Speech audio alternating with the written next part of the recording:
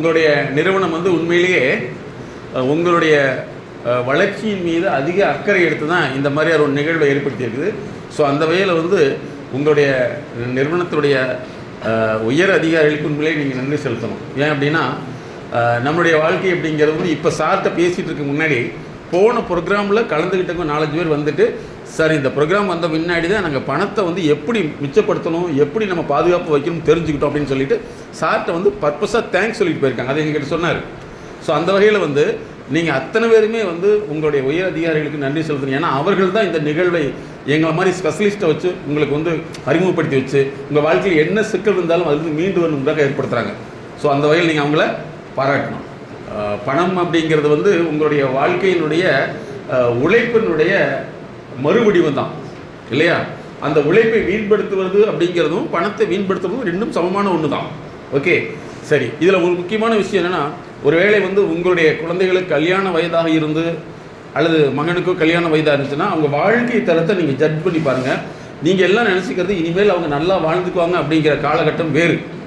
ஆனால் ஒரு பெண்ணாக இருந்தால் நாங்கள் பெண்களுக்கு என்ன சொல்கிறோம்னா, ப்ரீமேரிட்டல் ஃபிட்னஸ்ங்கிறது திருமணத்துக்கு முன் வாழ்வியல் சார்ந்த உளவியல் ஆலோசனை ஒரு 3 மாதம் கொடுத்துட்டா அந்த பெண் எங்கே போனாலும் அந்த சூழலை சமாளித்து கொள்ளும். ஏன்னா இந்த மேடம் அதிகமாக டீல் பண்ணது என்னென்னா இந்த கல்யாண பிரச்சனைகள் தான். இப்போ மேக்கப் பண்ணுறதுக்கு பார்த்தீங்கன்னா எவ்வளோ சார் வருது? கல்யாண பொண்ணுக்கு மேக்கப் பண்ணுறதுக்கு 40,000 இல்லையா? 1 மணி நேரத்துக்கு கூட இல்லை. அந்த பவுடருக்கு 40,000 இல்லையா?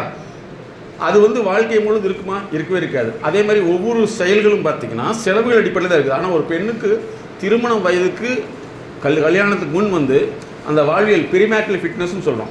அதை கொடுத்து அந்த பெண்ணை தயார்படுத்திட்டோம்னா அந்த பெண் எந்த விதமான சூழலையும் சமாளிக்கக்கூடிய பெண்ணாக மாறிவிடும்.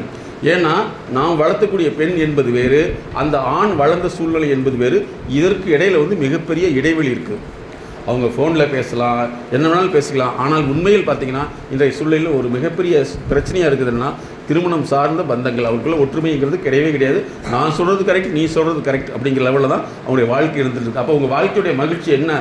எங்கே மகிழ்ச்சியாக இருப்பீங்கன்னா உங்களுடைய குடும்பம் மகிழ்ச்சிகரமாக இருந்தால் மட்டும்தான் நீங்கள் மகிழ்ச்சிகரமாக இருக்க முடியும்.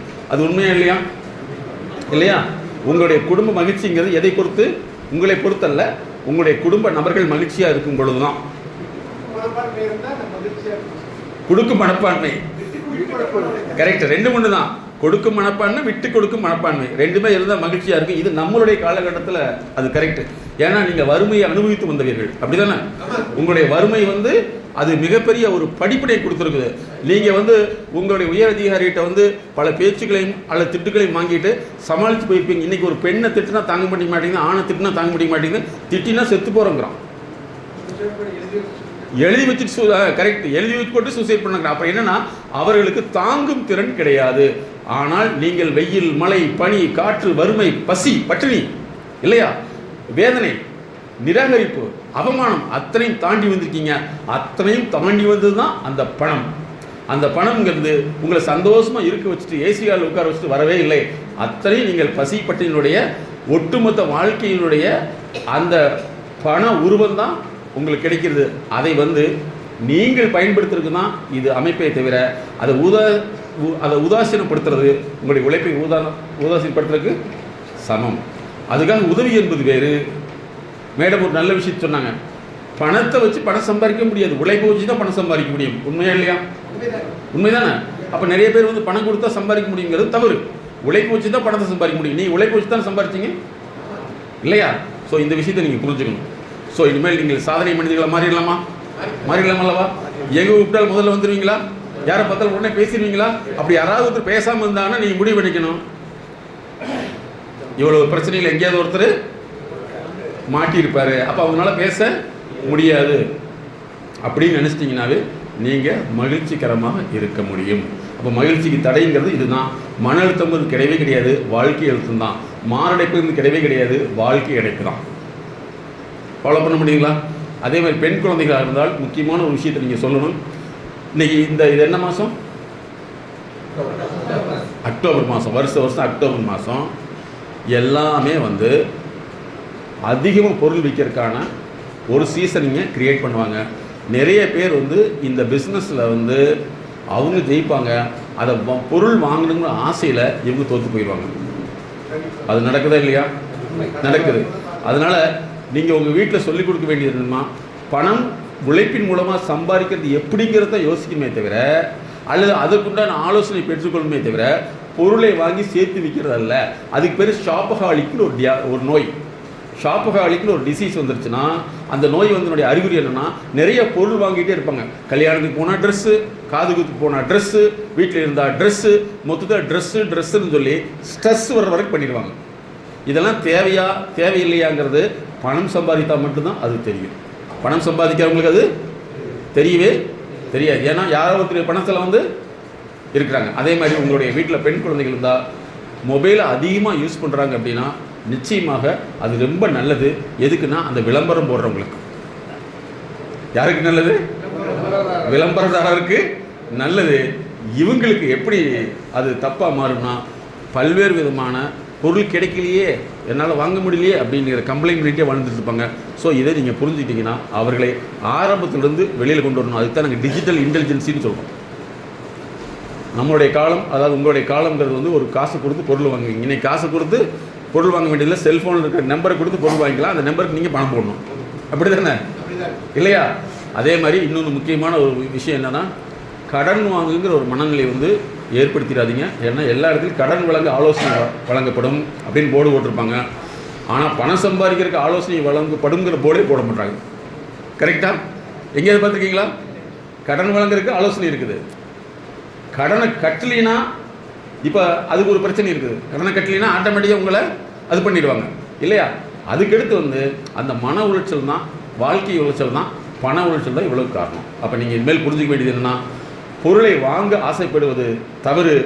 பொருளை வாங்குறது பதிலாக பணத்தை சம்பாதிப்பது என்பது தான் சரியான விஷயம். அதனால தான் உழைப்பு சார்ந்த ஆலோசனை நீங்கள் கொடுத்தீங்கன்னா அந்த குழந்தைகள் வளரும். உழைப்பை விட்டு போட்டு என்டர்டெயின்மெண்ட் வளர்த்துனீங்கன்னா அது பெரிய மிக பிரச்சனையாக மாறிடும். அந்த பிரச்சனை அவர்களுக்கு தெரியாது. பாதிக்கப்படுறது யார்? நீங்கள் தான். இனிமேல் ஹாப்பியாக இருந்துக்கலாமா? Okay okay student. இப்போ எப்படி தடுமாற்றம் ஏற்படுதோ இதே தடுமாற்றம் தான் நிறைய பேர்த்துக்கு இருக்கும். சரிங்களா? அதே மாதிரி இந்த மாதிரி பிரச்சனைகள் தான் நம்முடைய குழந்தைகளுக்கு இருக்கும். அதை நீங்கள் மனசில் வச்சுக்கணும். சரி, இப்போ என்னென்னா, இந்த ரிட்டையர்மெண்ட்டுக்கு முன்னாடி நீங்கள் இனிமேல் ஹாப்பியாக மகிழ்ச்சிகரமாக எப்படி வாழணும், எதெல்லாம் உங்களுக்கு தடையாக இருக்குது அப்படிங்கிறத ஒரு குரூப் டிஸ்கஷன். ஓகே, இந்த ப்ரோக்ராம் பேர் எம்எஸ்கே ப்ரோக்ராம். இந்த எம்எஸ்கே ப்ரோக்ராமுக்கு முன்னாடி வந்து நம்மளுடைய குடும்பம் சார்ந்த நடத்தைகள், சமூகம் சார்ந்த நடத்தைகள், குழந்தைகிட்ட நம்ம நடந்துக்கிட்ட முறை, இந்த பணத்தை பாதுகாத்த முறை எப்படிலாம் இருந்தது, அதே மாதிரி நம்மளுடைய பொழுதுபோக்குங்கிற பேரில் எப்படிலாம் இருந்தது, ஆஃப்டர் இந்த எம்எஸ்கே ப்ரோக்ராமுக்கு முன்னாடி எப்படி நம்ம மாற்ற போகிறோங்கிறத இந்த டிஸ்கஷன். ஸோ இதுக்கு முன்னாடி எப்படி இருந்தீங்க, எப்படி மாற்றினீங்க, அதுதான் முக்கியம். பிஃபோர் எம்எஸ்கே எப்படி நம்ம இருந்துட்டு இருந்தோம், ஆஃப்டர் எம்எஸ்கே எதெல்லாம் நம்முடைய பேச்சு, சொல், செயல், நடத்தை சமூகத்தில் வந்து மாற்றத்தை உருவாக்கிறோம். மேன் பவர் இருக்குல்ல, 2 மாடு இருக்குது வீட்டில் விவசாயம் பண்ணிடுவோம். அப்போ பிரச்சனை அது வந்து செஞ்சோம்னா 2 மாடு மேன் பவர் காடு ஒரு 2 ஏக்கர் ஒரு 2 சார் கத்திரிக்கோட்டை போட்டு வெரி குட் வெரி குட். விவசாயம் நல்லா கிளியராக தெரியும். எனக்கு வயசு அவளுக்கு ஓட்டணும் நான். ஓ மனசாக வெரி குட். அந்த உங்களுடைய அனுபவத்தில் சொல்லுங்க. என்னுடைய வயசு வெரி குட் வெரி குட். அப்போ இல்லை சிறு வயசில் அம்மா தான் வளர்த்தாங்க. Very good very good sir. Very good. 22 பேர் டிபார்ட்மெண்ட் ஜாயின் பண்ணிடுச்சு. Very good very good. Very good. Super super sir super. இந்த மாதிரி அந்த காலத்தில் கவலை ஓட்டுனாங்கன்னு சொல்லிட்டு உண்மையிலே அது மறக்க முடியாத அனுபவங்கள். உண்மையிலே கிரேட்.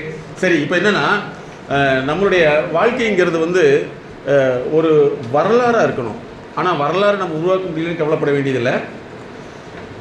ஒவ்வொரு மனிதனுக்குமே வந்து ஒரு 50 வயசாக இருக்கட்டும், 60 வயசாக இருக்கட்டும், இந்த வாழ்ந்ததுடைய ஒரு வாழ்க்கை சுருக்கம் பாடமாக எல்லாத்துக்கும் ஒரு சொல்லணும்னு ஒரு ஆசை இருக்கும். ஆனால் சொல்ல முடியாது. சொல்கிறா கேட்கறதுக்கு ஆடு இல்லை. சரியா? மேடம் அவங்க வந்து எங்களுடைய life clinic MSK life clinic ஃபவுண்டேஷனுடைய உமன் வெல்னஸ், எங்களுடைய எம்எஸ்கே லைஃப் கிளினிக் ஃபவுண்டேஷனுடைய சைல்டு அண்ட் உமன் வெல்னஸ், அதாவது பெண்கள், பெண் குழந்தைகளுக்கான அந்த உளவியல் நிபுணர் மேடம் வந்து ஒரு ஹாஸ்பிட்டலுக்கு போகிறாங்க. அந்த ஹாஸ்பிட்டலில் வந்து ஒரு பெண், ஒரு வயதானவர், அவருடைய உடல் எடை கிட்டத்தட்ட ஒரு 70 கிலோவிலிருந்து 80 கிலோ இருக்கும். அந்த பெண் வந்து அந்த இறந்த உடலை அந்த பெண் இழுத்துட்டு போகிறாங்க மார்ச்சரிக்கு. மேடம் அந்த சமயத்தில் வந்து யோசித்தாங்க, இந்த இந்த இப்போ இப்போ இப்போ வந்து உயிரற்ற நிலையில் இருக்கக்கூடியவர் உயிருடன் பிறக்கும் பொழுது அவங்க அம்மா இந்த குழந்தையை எப்படி நினைச்சிருப்பாங்க இல்லையா? ஆனால் இந்த குழந்தை இப்போ அனாதையாக இழுத்து செல்லப்படுது. அது ஒரு பெண்ணினால். ஒரு பெண்ணினால் வந்து ஒரு பாடியை தூக்க முடியாது. ஆனால் அந்த பெண் வந்து ஒரு வண்டியை இழுத்துட்டு போது தன்னந்தனியாக. அப்போ அவங்களுக்குள்ள மனசில் தோணுச்சு, அப்போ இந்த உடல் இறக்க முன் எத்தனை ஆசைகள் இருந்திருக்கு, எத்தனை சொல்லணும்னு இருக்கும், அதெல்லாம் சொல்கிறதுக்கு வாய்ப்பு கிடைக்காமையே போயிடுச்சு. அப்படிங்கிறதுக்காக தான் மேடம் வந்து ஜஸ்ட் கால்னே உருவாக்குனாங்க. எப்போ உங்களுக்கு பிரச்சனையாக இருந்தாலும் ஃபஸ்ட்டு எய்டு ஆலோசனை உங்களுக்கு இலவசங்களுக்கு தான் உருவாக்குனாங்க. அந்த நம்பர் தான் உங்களுக்கு கொடுத்துருப்போம் பெண்களுக்கான இதில். அப்போ ஒவ்வொரு மனிதனுமே வந்து தனக்குள்ள வந்து வாழ்க்கை சுருக்கமாக ஏதாவது நம்ம சொல்லியிருக்குமான்னு நினச்சி பாருங்க. வாழ்க்கையில் ஏதாவது ஒன்று இருக்குதா? இல்லை நம்மளுடைய இத்தனை வருஷம் வாழ்க்கையில் வந்து ஒரு 5 வரிகள் வந்து ஒரு அடுத்த ஒரு சந்ததிக்கு ஒரு 100 வருஷத்துக்கு பின்னாடி சொல்கிற மாதிரி ஏதாவது ஒன்று இருக்கா? உருவாக்கிட்டுமா? அப்படி ஒரு கேள்வி கேட்டால் நம்மகிட்ட பதில் இருக்குதா? உங்கள் தாத்தாவை பற்றி உங்களுக்கு சொல்கிறதுக்கு ஏதாவது இருக்குதா எழுத்துப்பூர்வமா? இதை நாங்கள் யோசிச்சு தான் ஜெரியாட்ரிக் கேர்னே ஒன்று கிரியேட் பண்ணுவோம். அவர்களுடைய வாழ்க்கையை வந்து இந்த உலகத்துக்கு ஒரு படிப்பனையாக மாற்றணும்னு சொல்லிட்டு, அதனால் எங்களுடைய சமூகம் சார்ந்த பார்வைகள் தான் உங்களுக்கு நாங்கள் எவ்வளோ தூரம் சொல்லிட்டு வரோம். ஸோ எங்களுடைய இன்னொருத்தில் 360 மேற்பட்ட கன்சல்டன்சி டிவிஷன் உருவாக்கியிருக்கோம். அதனால் நீங்கள் வந்து உங்களுடைய வாழ்க்கையை வந்து சுருக்கமாக வாழ்க்கையை வந்து அது பிற சந்ததிக்கு பயன்படுற மாதிரியான வார்த்தை கோப்புகளை உருவாக்குறதுக்கு நம்ம முயற்சி பண்ணணும். ஸோ அப்படி பண்ணிங்கன்னா நிச்சயமாக உங்களுடைய வாழ்க்கையை வந்து பின்னாடி ஒரு சந்ததி இருக்கிறது பாடமாக இருக்கும். இல்லைன்னா நாம் மறந்துவிடும் அப்படி இருக்கக்கூடாதுங்கிறது தான். நீங்கள் இனிமேல் வந்து வாழ்க்கையை மகிழ்ச்சிகரமாக வாழுங்கள். அதே மாதிரி இந்த சமூக சிக்கலுக்குள்ள நுழையாமல் அவர்களுக்கு செய்ய வேண்டிய கடமையை செஞ்சுட்டு நீங்கள் 2 பேரும் ஹஸ்பண்ட் ஒய்ஃப் 2 பேரும் ஹாப்பியாக எப்படி இருக்குன்றதை மட்டும் யோசிங்க. பெரும்பாலும் பெண்களுடைய மனநிலை வந்து அவங்களுக்கு அதை செய்யணும், இவங்களுக்கு இதை செய்யணும், அங்கே போகணும் இங்கே போகணும் அப்படிங்கிற ஒரு மனப்பான்மையில் இருப்பாங்களே தவிர அவர்களுக்கு நீங்கள் எடுத்து சொல்வதற்குண்டான காலத்தை எடுத்துக்கொண்டால் அவர்களும் உங்களை புரிந்து கொண்டு உங்களுடைய வாழ்க்கை பணம் மிக இனிமையாக இருக்கும். சரிங்களா? சரி, அடுத்து வந்து இந்த முதல்ல வந்து இந்த கும்பம் போடுறதுக்கு முன்னாடி ஒரு பாட்டு பாடுவாங்க தெரியுமா? நாங்கள் கூட வந்து மலை ஏரியாவில் பயணம் செய்யல பார்ப்போம். எத்தனை மலை பகுதிகளில் வந்து கீழே போய் மேலே எடுத்து உயரம், இன்றைக்கெல்லாம் உயரம் இழுக்கிறது ரொம்ப ஈஸி. அன்னைக்கு வந்து அதுக்குள்ளே போய் ஆற்றுக்குள்ளே இறங்கி பள்ளத்துக்குள்ளே இறங்கிலாம் உயரம் இழுத்துருக்காங்க இல்லையா? அவர்கள்லாம் உண்மையிலேயே உயர் மனிதர்கள் இல்லையா? அவருடைய உழைப்பு தானே இத்தனை பேத்துக்கு வாழ்க்கையாக இருக்குது. ஓகே, கம்பி நிலத்தை இழுக்கக்கூடாதுன்னு சொல்லி கன்ஸ்ட்ரக்ஷனுக்கு சார் ஒவ்வொரு கம்பத்தை புள்ளி போட்டு அந்த புள்ளி லாக் எடுத்து அதில் வச்சு லைன் எடுத்துட்டு போகணும். கம்பி நிலத்தில் உரையக்கூடாது. பாருங்க எவ்வளவு விஷயம் இதெல்லாம் வந்து கன்ஸ்ட்ரக்ஷன் 21 புள்ளிங்க ஒரு கன்ஸ்ட்ரக்ஷன் இருக்கு போட்டு லைன் அப்படி எடுத்துட்டு போகணும். Very good. இப்போ நீங்கள் அந்த பாட்டை வந்து பாடுறீங்க.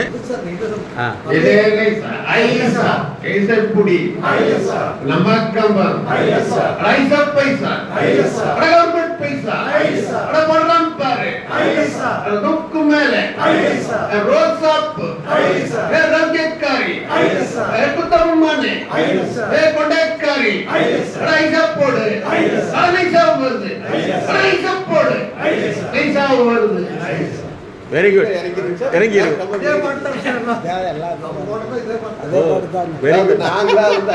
இருந்தாலுமே இவங்களோட சேர்ந்து நான் ஃபோன் பண்ணனாலும் இது செய்யணும் அதெல்லாம் பார்க்க மாட்டேன். நான் இன்னைக்கு வரைக்குமே லைவ்ல நாட் லைன்ஸ்ல வந்து 2 அவார்டு வாங்கியிருக்கேன். ஓ, வெரி குட். கிளாப் பண்ணுங்க.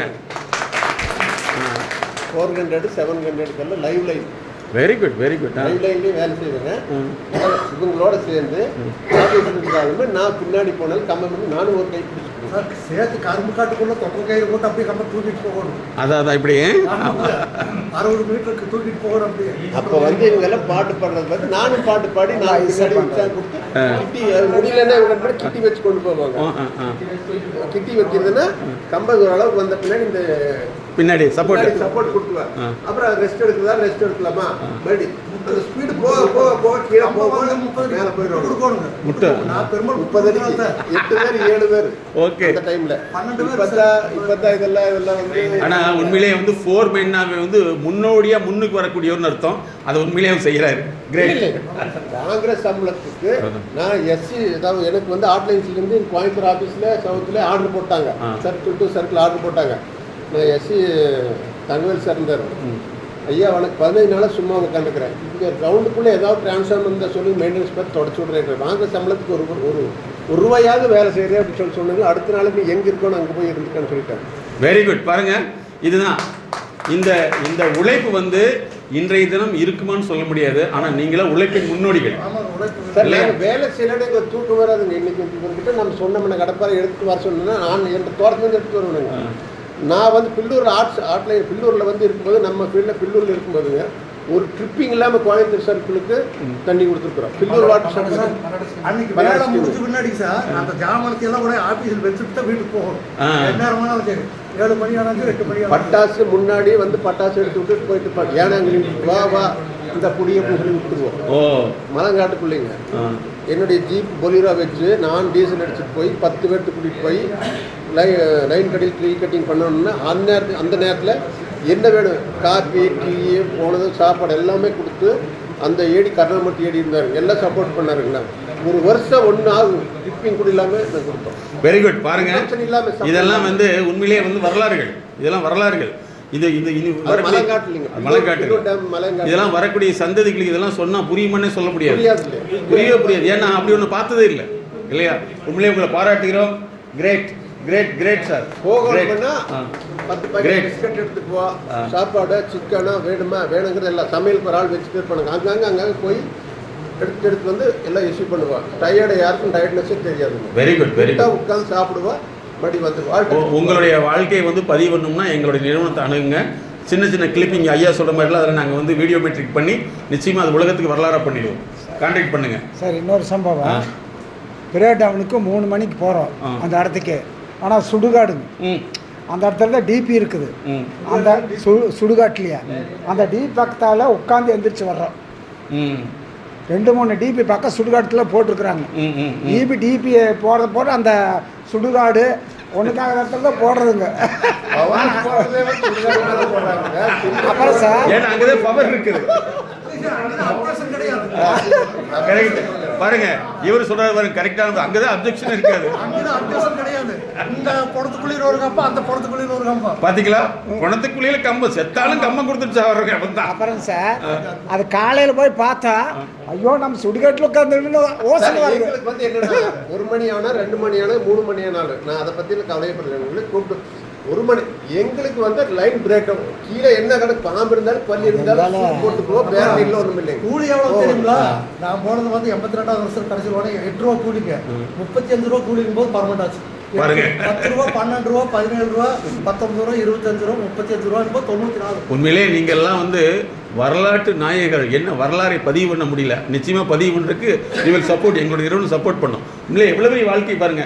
இன்னைக்கு 35 ரூபாய்ங்கிறது வந்து எவ்வளவு பெரிய 35 ரூபா இருந்தா கூட பரவாயில்ல. பர்மனெண்ட் பண்ணும்போது 35 ரூபா இல்லையா? எப்ப பர்மனெண்ட் ஆனீங்க? நான் 82ல வேலைக்கு போனேன் கான்ட்ராக்ட் லேபரா. அப்போ 8 ரூபா கூலி. ஆனா அன்னைக்கு வவுச்சர் க்ளோஸ் ஆபீஸில் பதிவாச்சுக்கு வேலை செய்யணும். Very good. உண்மையிலேயே வந்து நான் அதனால தான் எங்களுடைய நிறுவனத்துக்கு உங்ககிட்ட இருந்து கால் வந்து இமிடியேட்டாக நாங்கள் வந்துடுற காரணம் தெரியுமா? உங்களுடைய கடுமையான உழைப்புகள். இனிமேல் ஈபியில் வந்து 24 hours இருக்குன்னா குழந்தை கொஞ்சம் மறந்துடணும். நல்ல பொம்பளையாக இருந்தால் தான் எங்களுக்கு டைவர்ஸ் எனக்கு எப்படி சொல்ல போகிறேன்னா, ஒரு கல்யாணம் இருக்குது. இவங்க ஒயர்மேனு, நான் போர்மேனு, நீங்கள் ஏடி, நீங்கள் ஏஜி. கன்சூமர் என்ன சொல்கிறாங்களோ அதில் முன்னாடி பிரேக் ஆகி போச்சு. உடனே நாங்கள் அவர் கல்யாணத்துக்கு போகணும். குழந்தையோட பைக்கில் வந்துருப்பார், பின்னாடி பஸ் வந்துருக்கு. உடனே எங்களுக்கு என்ன வேணும், அப்போ இந்த உடனே நோக்கிய பொண்ணு இருக்குது. உடனே என்ன பண்ணுவார், ஏசி கூப்பிடுவார், வருஷாமி வெளியே எங்கள் அடுப்பு பிரேக் டவுன். ஆளுகளை கூப்பிட்டு நீ என்ன பண்ணணும்னா இந்த டிபிக்கு போகணும். உடனே பஸ்ஸை குறுக்காட்ட வேண்டியது நிறுத்திட்டு எங்கள் வீட்டில் சொல்லுவாங்க, 2 பசங்களை விட்டு பண்ணி சொல்லுவாங்க, உங்களெல்லாம் கல்யாணம் பண்ணது வேற ஏதாவது கல்யாணம் சந்தோஷமாக போயிருப்பாங்க. டைவர்ஸ் பண்ணிட்டு போயிருப்போம், எனக்கு வேலை தான் முக்கியம். அந்த மாதிரி காலகட்டத்தில் அந்த மாதிரி இறங்கி கல்யாணத்துக்கே போகாம பிரேக் டவுன் அட்டன் பண்ண காலமெல்லாம் நிறைய இருக்குது. மழை, காற்று, வெயில், நேரம் பார்க்காம பண்ணுவோம். இன்னைக்கு வரைக்கும் உண்மையை சொல்லுவேன், யானை காடந்து அந்த டிபிக்கு போக முடியாது. என்னை வந்து யானை சுற்றி வளைச்சதுங்க. நான் டிபி ஆஃப் பண்ணி போட்டு பில்லூர் டேமில் டிபியில் ஆஃப் பண்ணி போட்டு நின்று இருந்தாங்க. நான் என்ன பண்ணேன், மேலே சப்ளை இருக்குது, அந்த சேனலில் போய் ஏறி உட்காண்டேன். மேலே யானை வந்து சுற்றி பார்த்தது போயிடுச்சு. எனக்கு வந்து யூரினெல்லாம் வந்துருச்சு. என்னை வந்து யூரினெல்லாம் வந்துருச்சுங்க, முடியல. எனக்கு மேலே ஆப்போசிட்ல இவர் இருந்தாலும் மேலே பாறை ஏறி உட்காண்டார். அந்த பாறை ஏற முடியாது. நான் வந்து என்ன பண்ணேன், அந்த பக்கம் போனால் மாட்டிருக்கேன். மேலே டப்பு மேலே ஏறி உட்காண்டாங்க. மேலே பார்த்தா சப்ளை இருக்குது. வந்து பார்த்துட்டு போயிடுச்சு பேசாங்க. 1.5 மணி நேரம் கழிச்சு ஏறும்போது ஏறிட்டேன் சார். கால் நடுக்கம் தாங்க முடியல, இறங்க முடியாது, பயமா இருக்குமல்லவா. நம்ம அவசர இல்ல, கிரேட்.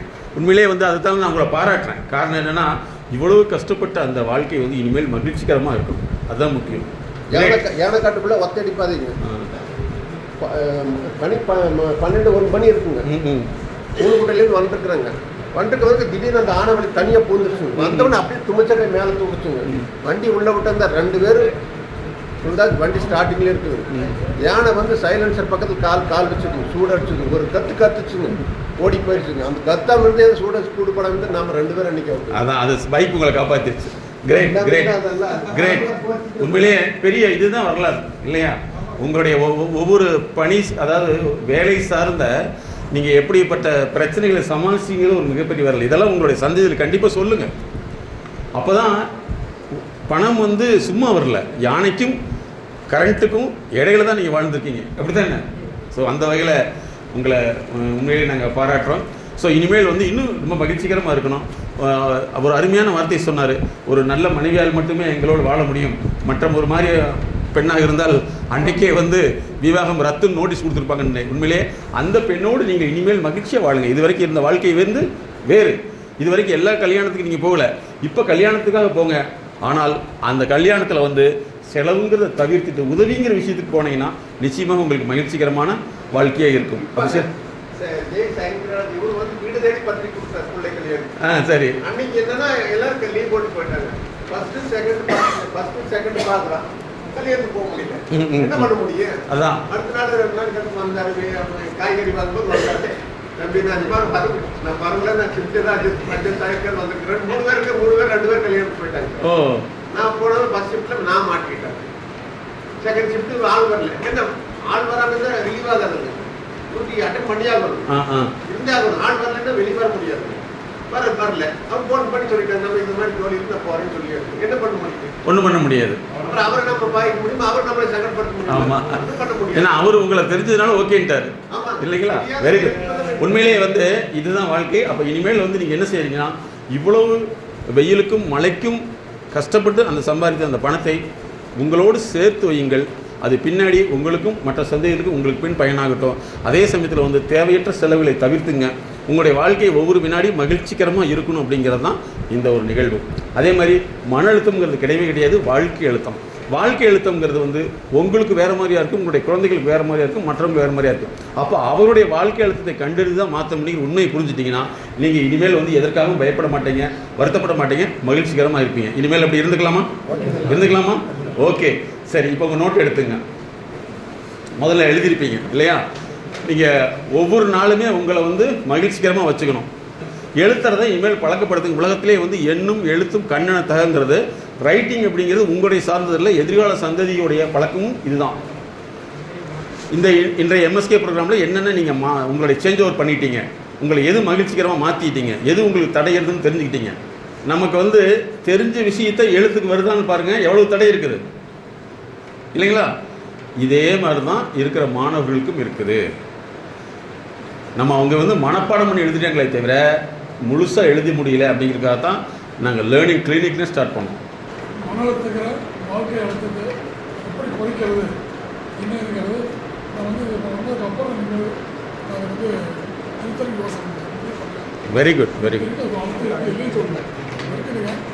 அது எப்படி இந்த வகையில் இப்படி சொன்ன வகையில் பார்க்கும்போது பின்னாடி எந்த வகையில் குறைக்கலாம் அப்படிங்கிற ஒரு முடிவை எடுத்து இன்னொன்று பார்த்தீங்கன்னா ஸ்மோக்கிங் பழக்கம் சத்தமாக விட போகிறேன். Very good. ஐயா முதல்ல இன்னைக்கு முக்கியமான ஒரு முடிவு சொல்லிட்டாரு. ஸ்மோக்கிங் ஹேபிட்டை இன்னையிலேருந்து விடுறேன்னு சொல்லிட்டார். கிளாப் பண்ணுங்க. அதே மாதிரி வேறு சில பழக்கங்கள் இருந்தாலும் இல்லை உங்களுக்கு இல்லை மற்றவங்களுக்கு இருந்தாலும் அது வந்து நம்ம விடுறதுக்கு வந்து ஒரு அவங்களுக்கு ஒரு தூண்டல் இப்படிலாம் ஒரு ட்ரீட்மெண்ட் இருக்குன்னு சொன்னால் அதுலேருந்து வெளியில் வந்துடுவாங்க. ஓகே, நன்றி சார். நீங்கள் வந்து கலந்துக்கிட்டதுனால ஒரு வாழ்க்கையை எப்படிதான் வாழணும் அப்படின்றத ஒரு 90% கலந்துக்கிட்டாங்க. ஓகே, நன்றி, தேங்க்யூ. கிளாப் பண்ணுங்க. ஐயா வாங்க, அடுத்தது நின்று எவ்வளோ விளக்கமாக சொல்லணும் தப்பு இல்லை. என்னுடைய பேர் சாமமூர்த்தி. சேவூர் நார்த் ஸ்டேஷனில் போர்மனாக இருக்கிற மிகவும் எம்எஸ்கே ப்ரோக்ராம் வந்து மிகவும் குடும்பத்துக்கு தங்கள் உடலுக்கும் மிகவும் சிறப்பாக இருந்தது. இதனை மிகவும் வரவேற்கிறோம். இதற்கு அடுத்தபடியாக இருக்கின்ற ஊழியர்களுக்கும் இதை கொண்டு சேர்க்க வேண்டும் என்று இந்த ப்ரோக்ராமை நாங்கள் வேண்டி கேட்டுக்கொள்கிறோம். நன்றிங்க சார், நன்றி நன்றி. பாடலாம் நாங்கள் பட்டு ஒரு ஜெய் சம்பளம் கூட கொடுக்க மாட்டேன். அது எல்லாம் மீறி இப்போ இந்த லெவலுக்கு நாங்கள் வந்திருக்கிறோம். எனக்கு 2 பொண்ணுங்க, ஒரு பொண்ணு MBA, ஒரு பொண்ணு BE. கிரேட். இருவரும் இப்போ இதில் பெங்களூரில் இன்ஃபோசிஸ் ஒர்க் பண்ணுறாங்க. கிரேட். காலேஜில் மெரிட்டியாக வந்துட்டாங்க. இதுதான் உழைப்பு. ஒரு காலத்தில் நகை வச்சு தான் படிக்க வச்சேன். ஆனால் இன்று என் நிலைமை பார்த்தீங்கன்னா உடவுல மேலையில் ஒரு 80 லட்சம் ரூபாய்க்கு வீடு கட்டிக்கிறேன். கிரேட். ஆனால் லோன் வாங்கி தான் கட்டிக்கிறேன். லோன் கட்டி முடிஞ்சது. இப்போ உயர்வு அதான் அதான் என் பொண்ணுகிட்ட நான் பணம் வாங்க மாட்டேன். அவங்களுக்கு என்ன சேஃப்டியோ அவங்க பண்ணிக்க வேணும். அவங்ககிட்ட இருந்து நான் இதுவரைக்கும் ஒரு 10 பைசா நான் வாங்கினதில்லை. ஆனால் அறிவுரை மட்டும் சொல்லிடுவேன், உங்கள் தேவைக்கு வச்சுக்கங்க, அம்மாட்டையும் அப்பாட்டையும் பணம்னு கேட்டுறாதீங்க. எங்களுக்கு பின்னாடி தான் உங்களுக்கு சேர வேண்டியது வரலாம். ஆனால் இன்னைக்கு என்கிட்ட எதிர்பார்க்கக்கூடாது. அந்த மாதிரி தான் எனக்கு ஆரம்ப காலகட்டத்தில் நண்பர் சொன்ன மாதிரி வேலை கிடைக்காமல் இருக்கும்போது ரொம்ப சிரமங்கள். அந்த சிரமத்திலே எனக்கு வேலை கிடைச்சது ரொம்ப சந்தோஷம். அந்த சந்தோஷத்துலேயுமே நண்பர்கள் எனக்கு முக்கியம். எனக்கு அந்த காலகட்டத்தில் உதவிய நண்பர்கள், இனிமேலும் இங்கு வருகை புரிந்துள்ள நண்பர்கள் தொடர்பு கொண்டு அவர்களும் நன்றாக பழக வேண்டும். Great great. நான் பணியில் சேர்ந்த போதிலிருந்து குடிப்பழக்கம் உண்டு. அதில் ரொம்ப விரயம் செய்துவிட்டேன். அப்போது கூட பணியாற்றிய செல்வராஜ் அவர்களுக்கு தெரியும் இதை பற்றி. நான் எப்படி இருந்தேன், எப்படி பணியில் சிறப்பாக செய்வேன். ஆனால் குடி ஒன்று தான் எனக்கு தடையாக இருந்தது. ஆனால் தற்போது எந்த பழக்கமும் இல்லை. ஆனால் எதுவும் இல்லை இப்போது என்னிடத்தில். வீடு இல்லை, எது வரி கட்ட தேவையில் கவர்மெண்ட்டுக்கு வீட்டு வரி, தண்ணி வரி எதுவுமே நான் கட்டணுங்கிற இதே கிடையாது. அதில் நான் கொஞ்சம் சிறப்பாக இருக்கேன். வெரி குட், வாழ்த்துக்கள். Thank you thank you. உண்மையிலே அருமை அருமை. ஐயா சொல்லுங்க ஐயா. அதாவது இதுக்கு முன்னாடி எப்படி இருந்தது, இது எப்படி மாறிட்டு, எப்படி நம்ம சேஞ்சஸ் பண்ணியிருக்கோம்? அனைவருக்கும் வணக்கம். இந்த ரிட்டைர்மெண்ட் கிளாஸ் என்பது எல்லாருமே முன்னாடியெல்லாம் பார்க்கவில்லை. இப்போ பார்க்கும்போது வித்தியாசமாக இருக்கிறாங்க எல்லாருமே.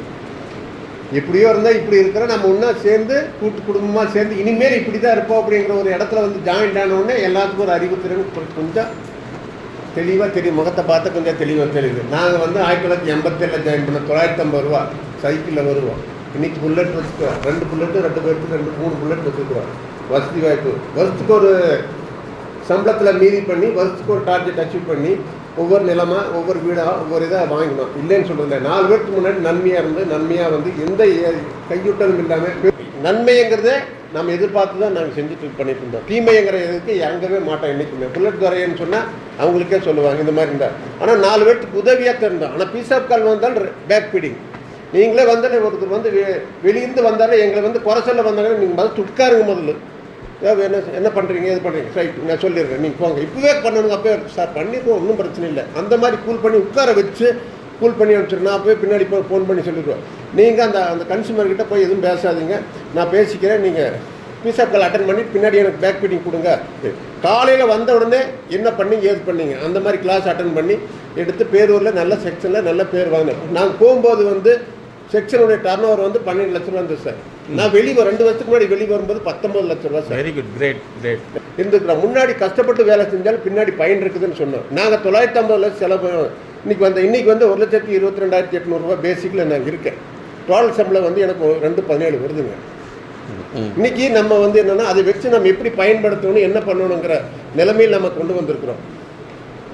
அந்த காலத்தில் இருக்கும்போது எப்படியோ இருந்தோம். இந்த காலத்து காலத்துக்கு தகுந்த மாதிரி மாறி, காலத்துக்கு தகுந்த மாதிரி மக்களின் மனநிலையை மாற்றி எல்லாம் பண்ணியிருக்காங்க. என்ன நம்ம கவர்மெண்ட்டு நம்மளுக்கு ஒத்துழைப்பு இல்லை. ஒரே வார்த்தைங்க. மற்ற ஏரியாவில் எப்படி இருக்காங்க, நம்ம கவர்மெண்ட்டு நம்மளுக்கு ஒத்துழைப்பு. எந்த கவர்மெண்ட் வந்தாலும் சரிங்க, டிஎம்கே வந்தாலும் சரி, ஏடிஎம்கே வந்தாலும் சரி, இது வந்தாலும் எல்லாம் வாழையடி வாழையாகவே போயிட்டு இருக்கிறாங்க. நம்ம அத்தனை பேர் வந்து 900 1 லட்சம் பேர் இருந்த இடத்துல 40,000 பேர் தான் இருக்காங்க சார். நைட்டும் பகலும் வேலைங்க சார். எங்களுடைய கட்டுரை பார்த்தோம்னா எங்கள் பேட்டி கேட்டாங்கன்னா அதனுடைய இதே வந்து வேறங்க. Okay, thank you sir, thank you. அதாவது என்னன்னா உங்களுடைய சேஞ்சஸ் மட்டும் சொன்னால் போதும், எல்லாத்துக்கும் வாய்ப்பு வாக்கு சார். தேங்க்யூ. எம்எஸ்கே ப்ரோக்ராம் வந்து ரிட்டையர்மெண்ட் ஆனது வந்து ஒரு வந்திருக்கிறவங்களுக்கு ஒரு எடுத்துக்காட்டு. எப்படி இருக்கணும், எப்படி நடக்கணும், எப்படி பணத்தை சேமிக்கணும், அதெல்லாம் மேடமும் சார் நல்லா எடுத்து சொன்னது நல்லா புரிஞ்சுக்கிட்டேன். இனிமேல் நான் வேலைக்கு வந்தது வந்து 82வது வருஷம் வேலைக்கு வரும்போது 8 ரூபா கூலி, பர்மனெண்ட் ஆகும்போது 35 ரூபா கூலி, இன்னைக்கு வாரியத்தில் வந்து 31 வருஷம் முடிஞ்சுது. இப்போ இந்த சிறப்பாக இந்த கூட்டத்தை நடத்தி இதனோட பணத்தை எப்படி செலவு பண்ணணும், எப்படி குறைக்கணும், எம்எஸ்கே ப்ரோக்ராமில் ஒரு நல்ல திட்டத்தை வழிவகுத்துக்கு இந்த கூட்டத்துக்கு சிறப்பு தந்து என்னோட அந்த எம்எஸ் ப்ரோக்ராமுக்கு இங்கே வந்திருக்கிற அத்தனை பேருக்கு ஒரு எடுத்துக்காட்டு. அந்த பணத்தை எப்படி வச்சு சிக்கனமாக குறைக்கணுங்கிறதுக்கு ஒரு நன்றி எடுத்துக்காட்டு, ஒரு சேஃப்டி கிளாஸ் மாதிரி இன்னைக்கு நடத்துனதுக்காக ரொம்ப நன்றி. நான் பாராட்டத்தக்க விஷயம். Thank you sir, thank you very good. அதே மாதிரி சிம்பிளாக பிஃபோர் ஆஃப்டர் அதை மட்டும் சொன்னால் போதும், ஏன்னா எல்லாத்துக்கும் ஒரு வாய்ப்பு கிடைக்கணும். Thank you sir. எம்எஸ்கே கிளாஸ் வச்சு நான் மன அழுத்த வாழ்க்கையில் தெரிஞ்சுட்டேன், பணம் சேஃப்டி ஒன்றை பற்றி தெரிஞ்சுட்டேன். தேங்க்யூ ஐயா சொன்ன மாதிரி சுருக்கமா. Very good. அப்புறம் வந்து என்னுடைய வாழ்க்கையில் வந்து பார்த்தீங்கன்னா அன்றைக்கி ரொம்ப சாப்பாடுக்கே கஷ்டப்பட்டுருந்தேன். அப்புறம் இப்போ என்ன பண்ணுவோம்னா முதல்ல கடன் கொடுத்தா வட்டிக்கு வாங்குவேன். இவர் சார் சொன்னதுக்கு ஒரு முடிவு பண்ணிட்டேன். நிறைய பேர் பாவப்பட்டவங்களுக்கு நான் பணம் கொடுத்துருக்கேன். இங்கே வந்து அதில் 2-3 பேருக்கு வந்து வட்டி வாங்காமல் அந்த பணம் எப்போ கொடுக்குறீங்களோ கொடுங்க அப்படின்னு சொல்லிட்டு இருக்கேன். ஏன்னா பிரியப்பட்டு கொடுக்குறேன். அதே மாதிரி நிறைய பண்ணியிருக்கேன். நிறைய வந்து வாழ்க்கையில் வந்து சம்பாதிக்கிறதுல 5%, நம்ம 50,000 ரூபா சம்பளம் வாங்குறேன், 5,000 ரூபா கண்டிப்பாக மாதம் நான் வந்து பாவப்பட்டவங்களுக்கு இன்றைக்கி பண்ணிட்டு இருக்கேன். அது குழந்தைங்களாக இருந்தாலும் சரி, யாராவது விடுபட்டவங்களாக இருந்தாலும் சரி, யார் கேட்டாலும் எங்கள் ஊரில் எங்கிட்ட பணம் கேட்டால் நான் கொடுத்துருவேன். இதுலேயும் வந்து நிறைய பேருக்கு தான தர்மம் பண்ணிட்டு இருக்கேன். என் பையங்க 2 பேரும் மெடிக்கல் தான் பாஸ் இருக்காங்க. 2 பேருக்கும் ஒருத்தனுக்கு 2 பேருமே படிச்சு நல்ல நிலைமையில் இருக்காங்க, ஐடி ஃபீல்டு. என் மிஸ்ஸஸ் வந்து கவர்மெண்ட் டீச்சரு. ஆனால் இன்றைக்கு வரைக்கும் என் சம்சாரத்தை முன்னாள் நிறுத்தி தான் பண்ணிகிட்ருக்கேன். எனக்கு இந்த ப்ரோக்ராமில் வந்து பழகிறது தாமாக முன் வந்து பிறரிடம் அறிமுகம் செய்வது அப்படிங்கிறது எனக்கு நான் முன்னாடி எங்கிட்ட இல்லை, இதில் நான் பழகிட்டேன். நன்றி. தேங்க்யூ. இந்த சைடு ஒருத்தர் வாங்க சார். இதே ஐயா சொன்ன மாதிரி ஒரே விஷயம் தான் சார். இப்போ விழிப்புணர்வு இல்லாத இருந்தோம், ஏற்கனவே விழிப்புணர்வு இருக்கிறேன், இருந்தாலும் எம்எஸ்கே வச்சு நாங்கள் நிறைய தெரிஞ்சுக்கிட்டேன், அதுக்காக பாராட்டுறேன். நன்றி. தேங்க்யூ. இன்னொருத்தருக்கு வாங்க. அப்புறம் இந்த ப்ரோக்ராமுக்கு அப்புறம் குடும்பத்துக்காக வாழணும் அப்படிங்கிற ஒரு இதுக்கு வந்துட்டு முடிவு பண்ணிட்டேன். மீதமுள்ள காலத்தை மனைவியுடன் சந்தோஷமாக இருக்கேன். அவங்களுக்கு இது வரைக்கும் முக்கியத்துவமே கொடுத்து அவங்க வாழ்ந்துட்டோம். இனி அவங்களுக்கு ஒரு முக்கியத்துவம் கொடுத்து வாழணும் அப்படிங்கிறத இதுவாகவே. நன்றிங்க சார், நன்றி. தேங்க்யூ. இன்னொருத்தர் எம்எஸ்கே ப்ரொஃபஸர் அவர்களுக்கும் மேடம் அவர்களுக்கும் முதல் மாலை வணக்கம் தெரிவித்துக் கொள்கிறேன். நான் வந்து கஷ்டப்பட்டால வாரிசு வேலைக்கு தான் வந்தேன். எங்கள் அப்பா தான் கஷ்டப்பட்டு உங்களை மாதிரி வந்தவர். இங்கே கான்வென்ட்டில் வரும் ஹில்ஸ் வேலை செஞ்ச அனைத்து தோழர்களுக்கும் இது எம்எஸ்கே மூலியமாக இங்கே தெரிஞ்சதுனால அவங்களுக்கு ஒரு வாழ்த்துக்களும் நன்றியும் தெரிவித்துக் கொள்கிறேன். அதை ஓய்வு பெற்று அனைத்து தோழர்களும் எம்எஸ்கே ப்ரோக்ராம் மூலமாக கேட்டதுனால நீங்கள் அது மாதிரி நடந்து கொள்ளும் கேட்டுக்கொள்கிறேன். ஆனால் எம்எஸ் ப்ரோக்ராம் மூலம் நீங்கள் அனைத்து எல்லாம் தெரிஞ்சிருப்பீங்க. அதை அப்படியே கடைபிடிச்சி நல்லா எல்லாத்துக்கும் கூட பழகுங்க, அப்போ தான் வாழ்க்கை நல்லாயிருக்கும். நன்றி. Thank you sir, thank you. அருமை. எல்லாத்தையும் கூட நம்ம பழகையில தான் நம்ம தான் மனிதர்கள், எல்லார்ட்டும் அன்பு தான் தர முடியும். ஓகே, நன்றி சார். இந்த அருமையான வேலையில் அற்புதமாக நமக்கு வந்து மதியத்திலிருந்து அருமையாக பாடம் நடத்தாரு. இந்த எம்எஸ்கே மூலமாக மகிழ்ச்சியை நம்ம விட்டுக் கொடுக்க எத்தனையோ நாட்கள் இருந்தோம். ஆனால் இந்த நாளில் இந்த கிளாஸுக்கு வந்து மதியத்தில் மேலே நம்மளுக்கு ஒரு மகிழ்ச்சியை கொடுத்தது இந்த எம்எஸ்கே நிறுவனம். கைத்தட்டுங்க. அவனால வாழ்க்கையில் நினைச்ச பார்க்க முடியாத ஒரு சங்கதிகள், அதாவது நான் இப்படித்தான் இருப்பேன், அப்படித்தான் இருப்பேன், இப்படித்தான் போற அப்படின்னு காலகட்டத்தை நோக்கி போகிற காலத்துல அருமையான ஒரு பாயிண்ட் நம்மளுக்கு கொடுத்து வாழ்க்கை என்பது எப்படி, அந்த வாழ்க்கையில நம்ம எப்படி வாழணும், அந்த பணத்தை எப்படி செலவு பண்ணணும், மனைவியிடம் எப்படி நடந்து கொள்ளணும், சொந்த பந்தங்களை எல்லாம் நம்ம மூடி வரும்போது அதையெல்லாம் நம்ம எப்படி தவிர்க்கணும் அப்படின்னு சொல்லி நம்ம அண்ணா அவர்களும் ஐயா அவர்களும் சிறப்பாக நமக்கு கொடுத்தாங்க. இதனால நமக்கு மீண்டும் மீண்டும் ஒரு மகிழ்ச்சி, ஒரு புத்துணர்ச்சி கொடுத்திருக்காங்க. மீண்டும் கைதட்டி அவர்களுடைய செய்யக்கூடிய வேலைகளை கடவுள் ஆசிரியர். நன்றி மாணவர்களே. மறக்க மாட்டீங்களே? ஓ, நீங்கள் எல்லாம் வந்து எல்லாம் உள்ள இறைவனால் அனைத்து வளங்களையும் பெற்று உங்கள் குடும்பத்தோடு மகிழ்ச்சிகரமாக இருக்க வேண்டும். அதே சமயத்தில் சமூகத்துக்கு உங்களுடைய பங்கீடை தொடர்ந்து செய்து விட்டே இருங்கள். ஐயா ஒருத்தர் சொன்னார், இதுவரைக்கும் வந்து அவங்களுக்கு இன்ட்ரெஸ்ட்டுக்காக கொடுத்துருந்த பணத்தை வந்து இனி அசலை மட்டும் தான் வாங்க போகிறேன், இன்ட்ரெஸ்ட்டை நான் தவிர்க்க போகிறேன்னு சொன்னார். இதெல்லாம் வந்து இந்த நிறுவனம் இப்போ ஏற்படுத்திய நிகழ்வினுடைய மிகப்பெரிய வெளிப்பாடாக இருக்குது. அத்தனை பேர் பேசுறதுக்கு வாய்ப்பு கிடைக்கல. இருந்தாலும் நீங்கள் மிக சிறந்த முறையில் உங்களுடைய மன மாற்றத்தை, அறிவு மாற்றத்தை ஏற்படுத்தி கொண்டீர்கள். இதற்கு மாற்றத்துக்கு காரணமான உங்களுடைய உயர் அதிகாரி அவர்களுக்கும், மேடம் மேடம் அவங்க ராணி மேடம் அவங்க இந்த ப்ரோக்ராம் ஃபிக்ஸ் பண்ணவே ஃபஸ்ட்டு எங்ககிட்ட டேட் ஃபிக்ஸ் பண்ணிக்குவாங்க. அந்த அளவுக்கு உங்கள் மீது ஒரு குடும்ப அக்கறை கொண்ட அன்பு சகோதரியை நாமும் பாராட்ட வேண்டும். அதே மாதிரி எங்களுடைய மேடம் பெண்கள் சார்ந்து, பெண் குழந்தைகள் சார்ந்து நிறைய உலகளாவிய முறையில் நிறைய சேவையாற்றி கொண்டிருக்கிறார்கள். இந்த வாய்ப்பை ஏற்படுத்திய அனைவருக்கும் நன்றியை தெரிவித்து மீண்டும் சொல்லிப்போம். Thank you, all the best.